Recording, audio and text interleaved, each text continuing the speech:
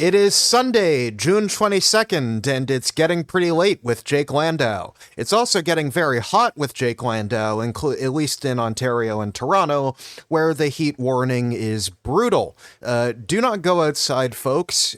You will die. Stay inside with the air conditioning and the fans where it's nice and cool, and listen to this podcast where you'll have a fun and enjoyable time. This week, we've got a return guest for you, and he was certainly a fan favorite if the ratings for his episode are indicative of anything. And he's also a favorite of mine, too. I like his work. He's an internet meme lord, a liberal fixation, and sensation.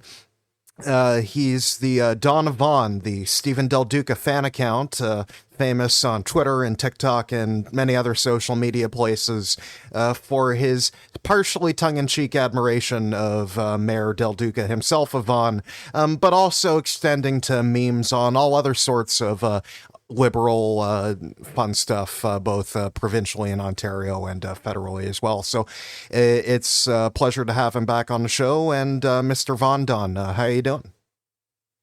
Doing all good. Pleasure to be back here, good sir. Well, so I mean, it's great to have you because we try to be a funny show, and you appreciate that the Liberal Party is funny in ways it doesn't understand it might be funny, but they're very funny. Yeah, Yeah.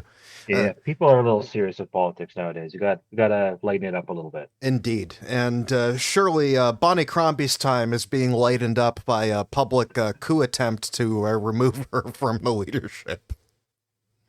Heard in a new leaf. Been very aware of that one. Yeah. I mean, folks, if you're unaware, I've signed myself on to the New Leaf Liberals movement to remove Bonnie in the leadership review. I've thrown down an ultimatum, actually, that if Bonnie does not get removed as leader, if she does not leave as leader after that leadership review in September, then I will be leaving the Ontario Liberal Party because I simply cannot do this anymore.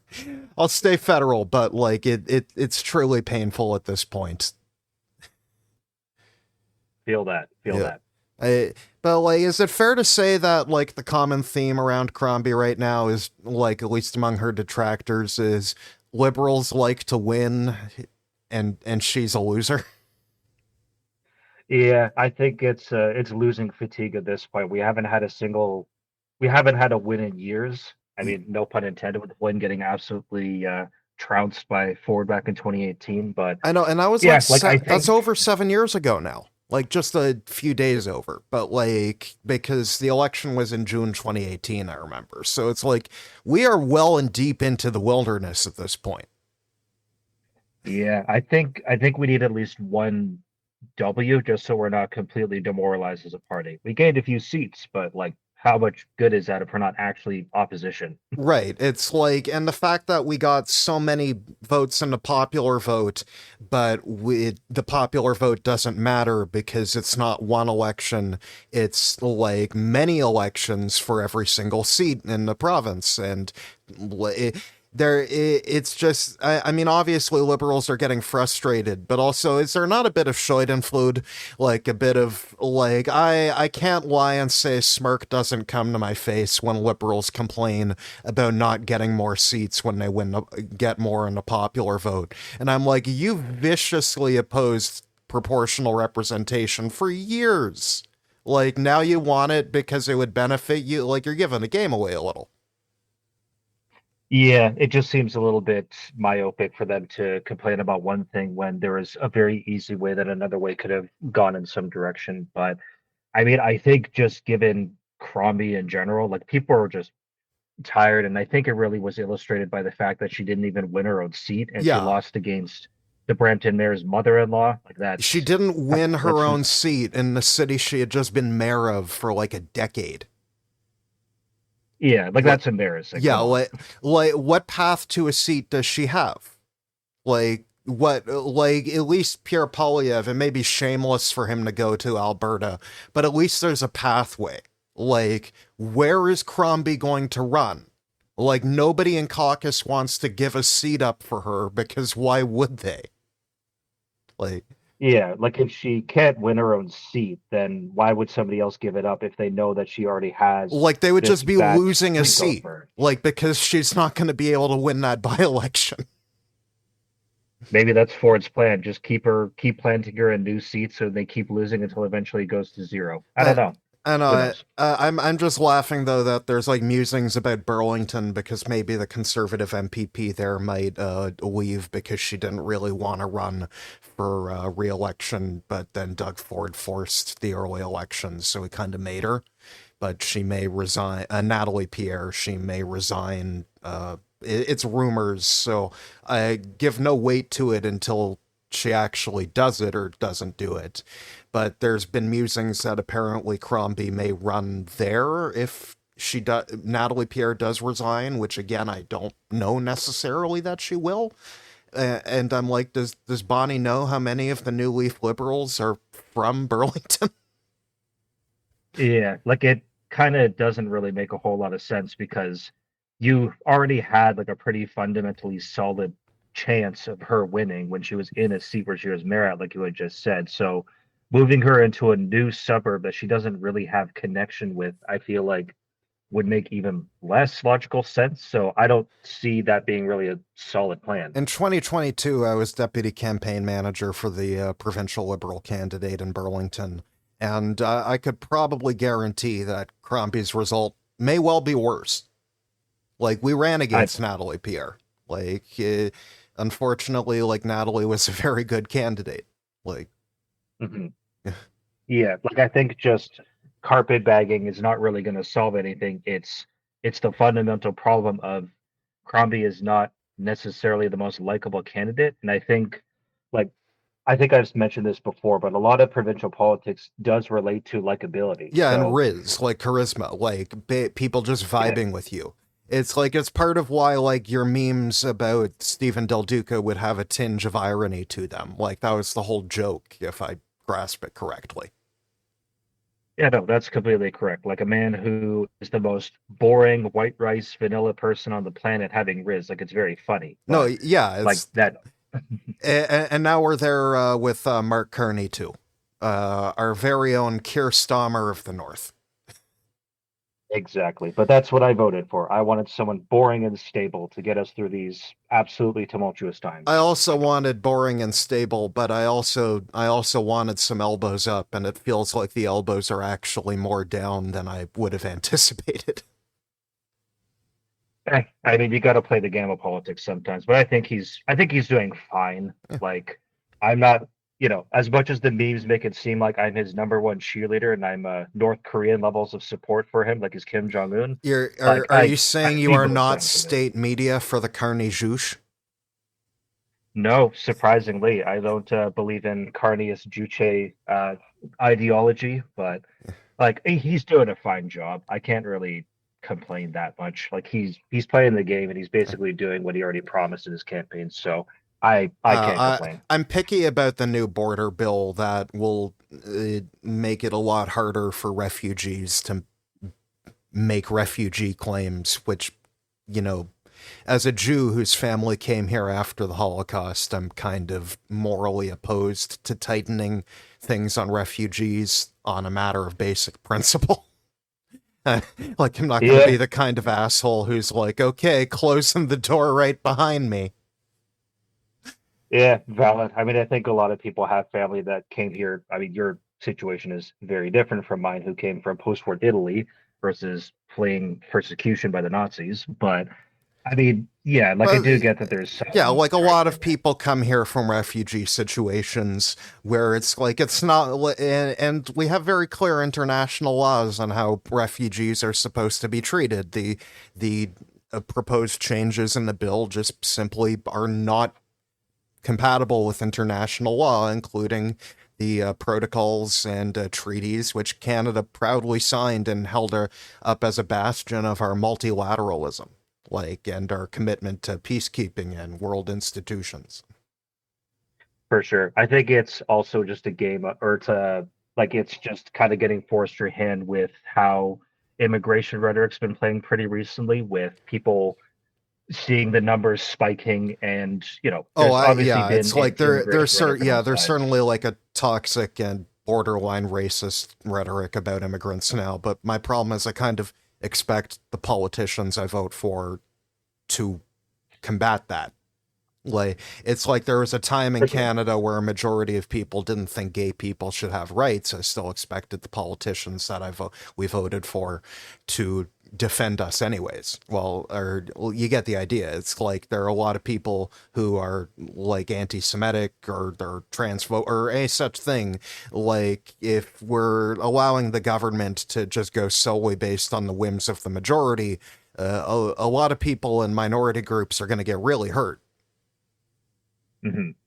Yeah, for sure. So I think it's really just we'll see how everything plays out with bills C2 and C5, because I know C5 for sure is also the big topic of discussion right now, given how much of a broad grant of powers it would have for the government to push through bills. I Right. know one of the big controversies about that is indigenous groups not being given well, not really a voice per se, but like it would sort of fast track a lot of these major acts like pipelines and And the whatnot. thing So is that like they're having here. there's very clear legal jurisprudence about how indigenous people are supposed to be consulted for projects going through their land. It's not a vague thing. Section 35 of the Mhm. Constitution sets it out. A bunch of judges at very high levels have written their opinions about exactly how that's to be applied. And Section 35 it's outside the charter. It's in the Constitution Act of 1982, but it's outside the section called the charter, which means not even the notwithstanding clause can touch it. Like Mhm. it's a very, very hard set in the sand, carved into stone right. And that's the thing. It's like they're both with that and Bill 5 at the provincial level. Like both Carney and Ford don't really seem to understand that like indigenous people aren't going to go through this whole rigmarole again. Like they will defend their rights assertively, quite frankly, as they should. Like Mhm. and yeah, it rubs me the wrong way. It's like, I think, yes, a lot of people voted for things like building high speed rail faster and building like big infrastructure projects faster. At no point did that really translate to the public as drag a pipeline through an indigenous nation against their will while they're setting up barricades. Like, you get what I mean. Like, there's a very different reality, like, to and there was a lot of leeway in how these nuances could be applied. Like, they did not have to go pedal to the metal, like, run roughshod over indigenous people, like, in the first month. Mhm. Yeah, I mean, I think there's for sure a lot of growing pains with a pretty new administration. Like, there are some holdovers from the Trudeau administration, but there are some new upgraded phase. And obviously, Carney is brand new to this whole thing as well, Oh just yeah, it's becoming an like MP for he NPN and thinks he becoming can prime run minister. it So, like Brookfield or like a business. He thinks he can just give orders, and if people don't like it, they're just fired. Like he mhm. doesn't understand that there's like a lot of brokerage politics and like network democracy involved in maintaining a political coalition. And I do wonder how much ramp he has left. Like, Yeah, like it's still very early to oh say. Like yeah, he's only been in oh yeah, power. it's the Like he's been honeymoon in power period, for which is 4 months. perhaps why you try to ram so many of these things through, but you can only ram so Yeah. many of the things through before the honeymoon period ends early. Yeah, like I haven't totally lost faith in him as of yet, and I don't think I will anytime soon. But I think there's definitely some growing pains Oh that we're yeah. going to have to acknowledge here, and he has been acknowledging, especially with navigating indigenous groups, navigating like taking down interprovincial trade barriers with how a lot of that works. That Like there's some one interesting I'm stuff not about that. opposed to doing forcibly because the Constitution says there aren't supposed to be any anyways. Like they're kind of just unconstitutional to begin with, interprovincial trade barriers. But like I think what bugs me the most is the renormalization of relations with India, like as it immediately comes out that like they targeted Jagmeet Singh, that the RCMP determined there was a credible threat to his life. They placed him and his family, like his wife had to give birth under police protection. And Mark Carney is like, yeah, but India has a lot of money, though, so I don't care what happens to political rivals of mine. Yeah, it's a bit of a baffling move. You can get pragmatically why he would do it because you do want to normalize relations and you do want to resume But like I don't diplomacy want with to normalize Indonesia. relations with India. If they're going to kill Canadians on our soil for nothing other than exercising their rights to free speech about world affairs, then no, I do not want to normalize relations with India. Like, especially if they're trying, like, what kind of message does it send when Mark Carney, like, allows, like, renormalizes and takes a friendly tone and invites as guests to the G7 when they're not even a member, nations that are trying to target his political rivals? I think I talked about it last week with Eric Wickham, but, like, it kind of stretches the definition of a democracy.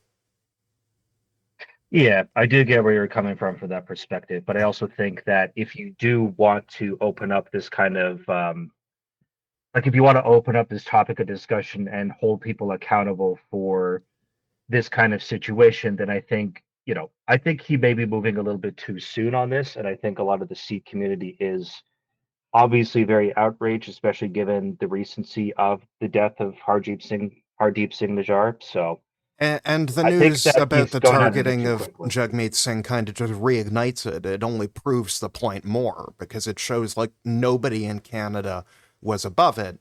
And I guess you're right that it is just another example of Mark Carney maybe not being really good yet or maybe ever at the whole idea of having to manage different community concerns or even treating those concerns as valid. Yeah, I think he'll get there eventually. I think Yeah. he has been definitely polishing up on how he's been able to commandeer a lot of people. Like I think, And I'm not done on him yet. I've only G7, he set was the the time. membership ultimatum for Crombie and the provincial liberals. Yeah. Yeah, for sure. But And I I think that also think it's fair to like we should have high standards for these guys. Like we should have a high you are new, you're new to politics. Like we don't really have much of a read on you. We gave you a lot of benefit of the doubt and that doesn't seem to be rewarded at the moment. And like I get that people want to trust him, but I don't know this guy very well. Like what I do know is I have international journalist friends who worked for places like the Wall Street Journal, who are familiar with his time as a central bank governor for several countries and as a major figure in the financial sector, and he's kind of just always been this prickly. yeah, like I know people as well over at Brookfield, and they've said the same thing of like, he's always been very like low tolerance for BS, anything like that. So I think he's going to learn this lesson the hard way, but I think eventually he will learn, and I think he has been polishing up, but he still does need to be held accountable for the actions that he's been doing and what he's been saying. And I think people have been. Like I've been Right. seeing, I mean, I'm trying to Althea do it Raj, right now. conservative side, but And yeah, Althea Raj, of exactly. course. Like I respect like that Althea Raj, like, and she's gotten a reputation weirdly as like a liberal, and I don't know if that's necessarily true, but like she is very even-handed in her opinion work and in her podcast work, and I think like sometimes there's a bit of true and on backlash to when she offers like just valid criticisms. Hmm. Yeah. Yeah, like I think she's maybe a bit heavy-handed in her criticism of Carney in some things where it's like, yeah, these things can still be negotiated, like especially with given how she's been talking about C5 being a little too critical with it. But I Yeah. do think that And with Bill she's been a good C2, I voice. get why it's weird that like a bunch of police will now will have like warrantless access to like hospital records, abortion clinic records to protect the border. Like it just seems like there's a lot of grabbing very quickly. But you're right. It may blow up in his face. It may not. But perhaps the federal Liberals' loss will be the Ontario Liberals' gain because I'm pretty disappointed with how Carney's treated Karina Gould and Nate Erskine Smith. Like it seemed like he had just punished Karina for having even the mildest of debate with him in the debate in the leadership. But with Nate, it was even more egregious, like where Nate was fully supportive and helped fundraise and hold an event for him during the leadership. So, but you know, like if Crombie does lose the leadership review in September, if she does leave, then I'm sure that they and some other people from the federal party may be interested in making a jump. I know Karina Gould said she called Crombie to say she's not gunning for her job, but I also remember Mark Carney doing a very similar thing to Justin Trudeau. Mm-hmm. Yeah, I mean, I don't know if Karina's going to make any moves. I'm absolutely sure that Nate is going to make some sort of move. I think Karina may run right if Bonnie loses the leadership, but I don't think Karina will necessarily make moves before such an occurrence. I don't think anybody will, because I think right now it's too up in the air about how much discontent there actually is around Crombie right now in the party. One step at a time. Mixed things so far, but yeah, you gotta play these things out. Yeah. It's politics, and right? And I think the main thing is like what people want to know is if Crombie leaves, there are alternatives. So I think just the idea that, you know, there are a few different good options that may be waiting in the wings, like, can settle that main anxiety for people. Oh yeah, there's a fair few people that I feel like if they did decide to rerun, like even if it were the same repeat of the previous race where it was Ted Hsu, Yasser Nakvi, and Naderskin Smith, I feel like all of them are still pretty decent options. And if you throw Karina Gould in there, sure, all. These are all solid candidate picks, so I have no complaints. I mean, with how Ted did in the last race, I don't know how much money he'll be able to raise, but I get what you mean. And it's like we have a stronger bench than we did because there are more members of provincial parliament now under the Liberal banner, and a lot of them are fairly experienced and well regarded by the party. Like they're good. It's like I'm sure like Adel could potentially do a second run and this time actually make it to the final ballot. I'm sorry, Adel. I like you. I'm just teasing. But no disrespect. No. Yeah, it's like, I mean, compared to how I normally yell at people in the party, that's high praise coming from me. Yeah, least critical. Yeah. Folks, don't go anywhere. Soon we will be back after the break with our 3 headline topics about war, disease, and overfishing in Newfoundland. See you soon. Today's episode of It's Getting Pretty Late with Jake Landau is brought to you by me. You see, folks, while all of my written articles and podcasts are available without a paywall, I need money to make them. Also, I need money to live. So, if you enjoy my content or find it informative, please consider an optional paid subscription at jakelandau.ca/subscribe. Thank you, and enjoy the show. And we are back from the break with our 3 headline topics of the week, and the first one is war. Yeah, the Israel-Iran war now includes explicitly a third country, America. I mean, it always included America because they were supplying intense amounts of weapons, both offensive and air defense batteries, to Israel in order to facilitate Israel's offensive actions. And they also had pre-knowledge of Israel's offensive actions against Iran. But now the United States has gotten involved by sending 9 B-2 bombers to bomb the absolute shit out of 3 different nuclear sites in Iran. However, it does not actually appear that the main site, Ford Row, is actually been disabled. Thankfully, it appears that there were no nuclear incidents as a result of the insane stupidity of bombing active nuclear facilities, which I remember in the Ukraine war when Russia did it, the United States condemned. But it's okay when the U.S. does it to their enemies, because, you know, what's the minor threat of a genocidal apocalypse of earthquakes and poisoned water supplies for a country of 90 million people mean to anybody?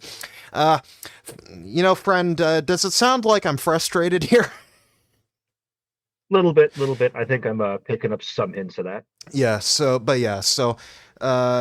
The Atomic Energy Organization of Iran confirmed that attacks took place on Fordo, Isfahan, and Natanz sites, and thankfully there were no signs, again, of radioactive contamination, which is what we call being very lucky, and Iran designing the sites well for the threat of America going completely fucking apeshit.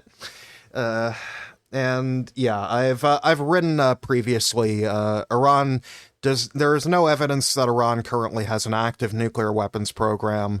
The United States' own intelligence suggests that Iran is not yet close to having one.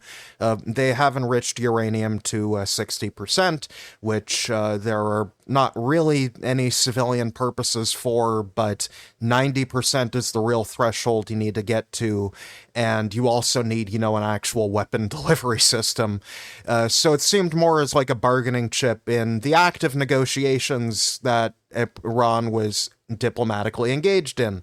Mr. Stephen Del Duca fan, Mr. Don of Vaughan, for our no prize question of the week for pointing out the obvious, if the United States tells Iran they have 2 weeks for diplomacy and then bombs them a couple days into that period, will any country ever believe the United States is negotiating in good faith again? Oh, I can answer this one. No. Congratulations, you've won the no prize question of the week for pointing out how the United States has placed every soldier and civilian at risk anywhere around the world for the next 20 years or so. It is insane what's been going on over there. Yeah, and meanwhile, like, another reason I'm kind of picky with Mark Carney right now is he won't just call a spade a spade. And I'm like, listen, I get we don't like Iran, but this is fucking insane. Yeah, you got to play it the safe milquetoast Western way of Iran can't have nuclear weapons. But it's like I saw his response to the actual initial attacks by the B-2s that happened in Farouz and other nuclear facilities. And yeah, like it was a very safe, very inoffensive commentary that you can make without really pushing the narrative one way or another. So I'm not happy with it's like the voices of reason here, though, should not be Russia and China. Yeah, that seems... Credit to the UN Secretary General. Thank you, Antonio. Yeah, seems kind of weird. But better spokesperson for what's right and wrong. Exactly. Yeah. I mean, China did invade Iraq in 2003, so they might have a point. I know it's, and I'm worried because Keir Starmer said that if Iran retaliates against American sites, he'll consider it an attack against NATO, and I'm like, no, absolutely fucking not. Like, I am not dying for Israel because Israel and America decided to fuck around and start a pointless war with a country that didn't do anything. Yeah, no offense, I'm not dying for Israel either, so I'm not. I mean, let me add a couple asterisks to didn't do anything. The Ayatollah has done a couple things, but again, like, we do not escalate proxy conflicts into actual conflicts for the same reason we didn't. The Korean War and the Vietnam War didn't end with trying to bomb Russia, for very fucking obvious reasons. And it frustrates me, man. Like, we've been here before. We've seen this shit before. Like, in the words of the guy from Twin Peaks, it is happening again. Yeah, what's the meme that's too early to get deployed in the Middle East, too late to get deployed in the Middle East, just in time to be deployed to the Middle East? And it's like when people have needled me a bit when I've posted on Twitter, I'm not dying for Israel. And I'm like, no, I don't think Canada or even the US are anywhere near instituting a military draft. But what I'm saying is that their military should not be used for the purpose of fighting with Iran. And if that's what they're going to be ordered to do right now, nobody should be fucking enlisting. This isn't our fight. Chrétien kept us out of Iraq, so Carney better keep us out of The Iraq. only thing I like Chrétien for, you're familiar with me repeatedly shitting on this man because I'm a lefty liberal. very lefty liberal, and like he was a righty liberal. But like, you know what? Like, guy kept us out of Iraq. Great decision. If only he had been smart enough to keep us out of Afghanistan. Well, you can't be perfect. Yeah. But No, nobody bats 1,000. Or in Mr. Kretchen's case, nobody bats even 1/10 of 1,000. nobody bats 100. Yeah. Listen, don't point out actual mathematical terms I should remember from grade school. Don't All right. shame me. All right. We'll keep it words. I won't Yeah. involve a single number. I love your funny words, Magic Man. People like my funny images too. It's folks, it's very hot. My vocabulary is limited today. It's like 30 degrees.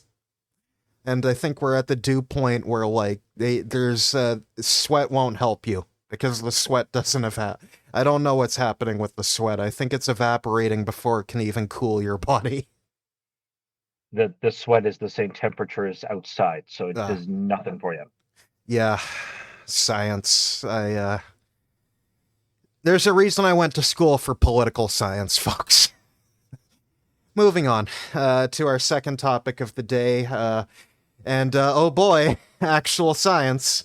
Theresa Tam is leaving as Canada's chief public health officer. She's not being forced out. She's retiring. She served well. She served with distinction, and now she's retiring so that crazy conspiracists will leave her the fuck alone and stop suggesting that George Soros and Bill Gates put blue chips in the vaccine. Which vaccine? They don't know the name, just the vaccine. Mixed reception. I do actually have some criticisms of her. I feel that in some ways she was kind of terrible at actually keeping the public properly informed on things, and her job of building public support for vaccines and for public health measures. And I think the real problem she had was she spent the first couple months saying there's no evidence that a mask would be helpful, but at this point we had identified it as SARS-CoV-2. And I don't know if you're familiar with the original SARS, folks, but masks were very helpful for this very respiratory coronavirus. So, yeah, I think there was part of a problem where she kind of lowered faith in public health officials, because she kind of just immediately did a 180 and it's like, okay, no, you do need masks. And it's like, she knew obviously that masks were necessary the whole time, and it's been suggested that there was an effort to control masks because there was a limited supply to make sure they would get to first responders, healthcare officials working in hospitals, and that is perhaps fair, but you know, there's the other problem that if masks did stop the spread of the virus, telling people to not wear them did in fact contribute to the spread of the virus, didn't it? Mm-hmm. Yeah, it was that sort of fun time in 2020 where we didn't really, we were sort of flying by the seat of our pants trying to figure out, like, okay, what's the COVID procedure that we have between, do we do the distancing, do we do the masks? The fucking plastic barriers between tables at restaurants that, if anything, only made things worse because they bounced breath back at you. Oh, I remember taking the GO train when they had the plexiglass between the seats. And it's like, mind you, if we had just told people just wear masks everywhere, we probably would have been better off until the vaccines came out. Mm-hmm. Also, we told people to stop wearing masks when the vaccines came out. Also, like, we kind of just stopped encouraging people to get the vaccines, even though, like, COVID, like, mutates seasonally now, and you kind of should get a shot every year. Yeah, I mean, I think it's the attitude towards COVID that also changed that dynamic. Like, originally, COVID was like, oh, this is going to be the end of the world. Like, they were treating it like a super virus, but now I think people are a little bit more lenient and nonchalant towards it, where they're more so like, and perhaps it's treated like a common cold now. And perhaps we should be a bit more serious. Like, we shouldn't treat it like the cold. We should treat it like the flu. There is a seasonal vaccine that not enough people get, and that everybody needs to get. And that perhaps in the wintertime, people should be wearing masks when they go outside, in the workplace, on the subway, like, you get the idea. But the Yeah. problem is people aren't willing to tolerate this. It's like, and it's stupid because you go to Japan or China and like after the first SARS, like you just have people who wear masks. Like it's, I won't Mhm. say it's a majority of the population, but there are a lot of people who are like, this is perhaps the safer thing to do. And you know what? When I was wearing an N95 mask outside more frequently, my seasonal allergies were a lot better. I got the cold and the flu less, and so like forget even COVID. It's like, yeah, there are benefits to doing this. And meanwhile, like people are suggesting there should be mask bans because only criminals would cover their face, and like now even progressives are starting to be opposed to masks because they're like, oh, police wear them. And I'm it frustrates me. And I know on our way out, and the actual headline topic here was that with the measles resurgence, because people aren't fucking getting vaccinated for measles and MMR because they're stupid. Theresa Tam has suggested a national vaccine registry may be needed. And she's completely right. Perhaps she should have worked on that while in the job and not on the way out the door. And also, that's not happening because everybody in our country is now crazy and thinks nobody should have to get a vaccine if they don't want to, and they especially shouldn't be put on a list. And it's frustrating. It's outrageous. Like, I know in BC they're getting lax with things like kids are going to die. Like in Alberta, they're charging for COVID vaccines now. Uh, I've rambled a lot here, but I wish we took public health seriously in this country.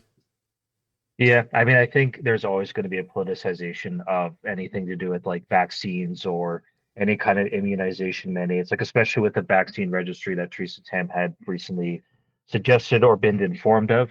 Like it's just the culture of individuality where there are some people who view getting the jab or getting anything like that as like an infringement on their freedoms, kind of Yeah, sort of thought which process. is just So stupid in itself. It's like it's literally oppositional defiance disorder. It is the mentality of a toddler. I'm not eating my vegetables because mom told me to. Like it's stupid. Like I'm not going to be polite with these people. Like if you do not get your child vaccinated against MMR, you should have them confiscated by Child Protective Services because you're trying to kill them.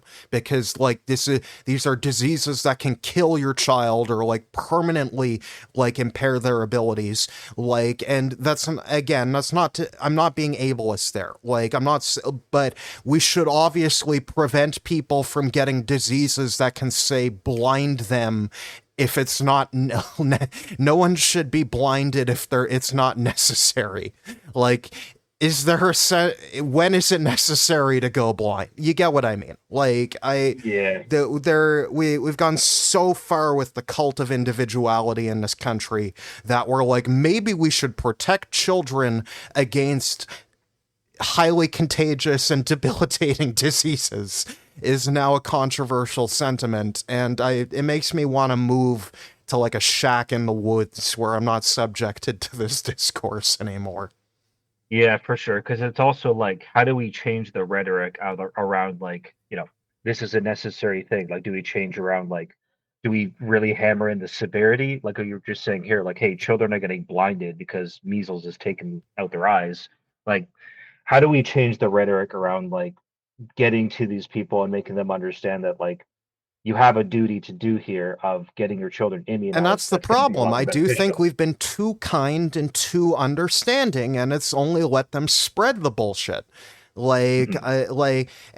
I just, especially with the MMR vaccine and the whole fake conspiracy with the discredited shit that it causes autism. One, it's not true. Like it is blatantly not true. But even if it was true, as someone who is on the autistic spectrum myself, why should I be polite to a parent who says they would rather their child be dead than like me?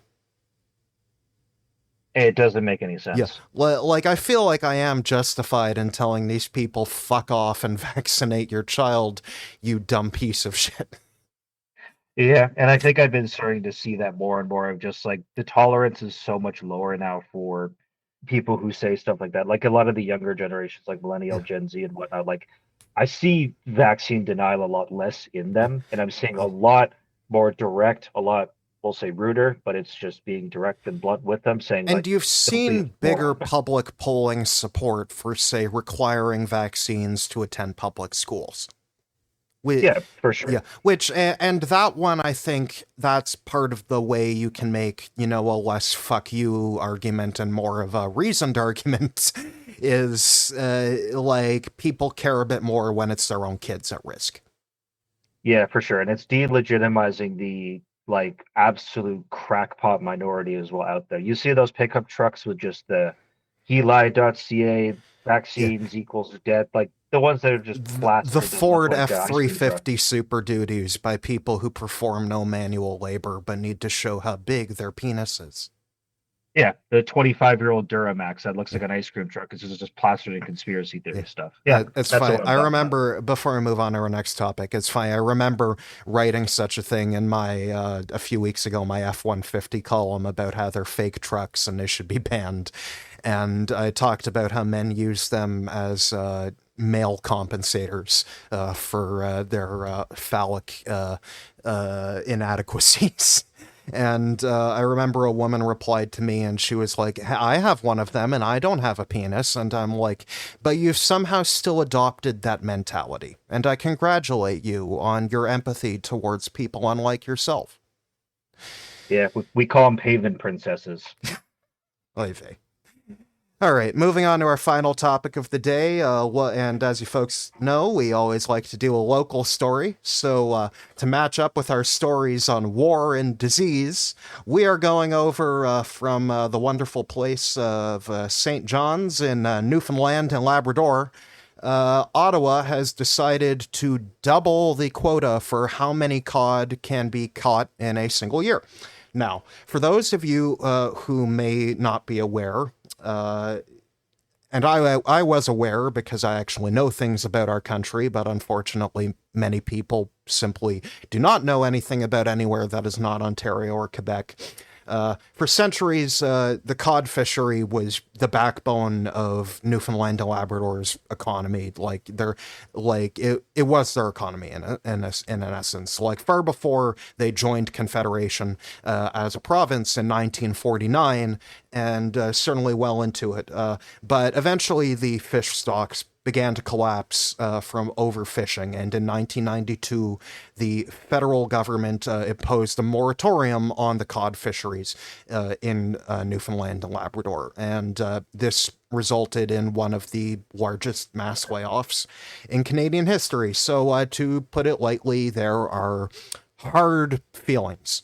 Now, Ottawa lifted the 32-year moratorium last year, but this drew criticism from scientists who say the stock is not yet at the healthy range. It's still in the cautious zone. So in 2024, the moratorium lifted, and there was a total of 18,000 metric tons of cod were allowed to be fished. But now, Federal Fisheries Minister Joanne Thompson announced a few days ago on Wednesday that the total allowable catch will now be 38,000 metric tons, which is more than doubling the 18,000 metric tons of last year. And many scientists are very concerned because there's several different categories. The stocks have recovered from the struggling zone, and they're now in the cautious zone below the healthy zone. And what that means is, according to the Department of Fisheries federally, their own guidelines say stocks in the cautious zone need to have fishing progressively reduced, not more than doubled in a single year, and then brought back from moratorium the year previously. The people are saying there's a small risk of disaster, but obviously a small risk of disaster is still a risk of disaster, and it's not good because assessments have said there was a moderate to moderately high chance stocks would decline in the next few years, even without fishing, simply because of climate change and raising ocean temperatures. So it appears a very political decision has been made. The federal government wants to shore up support in Newfoundland and Labrador, where this has always been a politically contentious issue. So even though the cod fisheries, the population simply cannot handle it, and all the scientists are saying this is a bad idea, we are going to reopen them to fishing anyways. Yeah, it's one of those like historic struggles that you always have between like the private and public sector, where I'm sure this decision came from a lot of fisheries that put a lot of pressure to the government Yeah. to raise that quota so that way they can have more, I'm sure if we more trawled, cash. pun intended, through the lobbying records, we could see such things. But like, and you know what? I get it. Like, one of the 1992 resulting in one of the largest layoffs in Canadian history is really bad. Like that is there like it is hard for the federal government or anybody, especially me living in Toronto, to go to like one of the Atlantic provinces and say that they're not allowed to have one of their most profitable industries, the industry that shores up their economy and allows them to fund the basic necessities of their existence. I get it. Like, it is really, really rich for me to try and go and say you need to find an alternative when for decades they haven't really found much of one for economic backbone. But at the same time, like, we can't let the cod be fished to extinction because then the industry won't exist either. Like, Yeah, for sure. It's yeah, always a big tug of war yeah, between research bureaus talking about like yeah, alarming things, but then you have public private interests that come in saying we want something a little bit different. Like right, it kind of harks back to we're switching from East Coast to West Coast, where you have David Eby who's talking about resisting pipeline and tanker bans, with Smith wanting pipelines to go through, where it's private interest of Smith fighting against public interest of Eby. right. It's the same thing going on the East Coast, where you have private fisheries that want to maximize their yields on the tonnage for fish versus research bureaus that are saying don't bring Right. these cod to And extinction. it's not just like scientists and bleeding heart environmentalists who like are concerned about overfishing. Like it is again an economic issue. Like the Department of Fisheries obviously has those mandates to preserve the population and but like it's not just again because of environmental issues. It's also because if you fish them to zero, if you fish them to extinction, there's nothing left to fish. Yeah. And then your economy is just as fucked. Like Yeah, it's like what with Alberta, like you'll see the bumper stickers saying, God, please give Alberta another oil boom and we promise we won't waste it, but then they just reinvest it back in the oil sands. yeah, Yeah. it's classic Aesop's fable where they have a golden goose with the cod extraction where they want to get greedy, they over extract cod. Well, you're trying to get to the goose, no more golden eggs And for that's you. They're going to fish it to and that's extinction. ultimately like the problem. Like they may be a bit too late. Like with Norway, like they used their fossil fuel like revenue to fund their sovereign wealth fund, and then they use that to invest in all different sorts of things around the globe, and grow the wealth of their nation. Like so, ultimately, that is the problem that Newfoundland and Labrador may have. They fished it down to a very dangerously low level, but the money was not spent on diversifying the economy into other industries, into into you get what I mean. Like Yeah. funnily enough, Texas is a good example of not doing this. Like Texas, at one point was in this millennium was the largest producer of renewable energy in North America. And I mean, like Texas is the home of AT&T.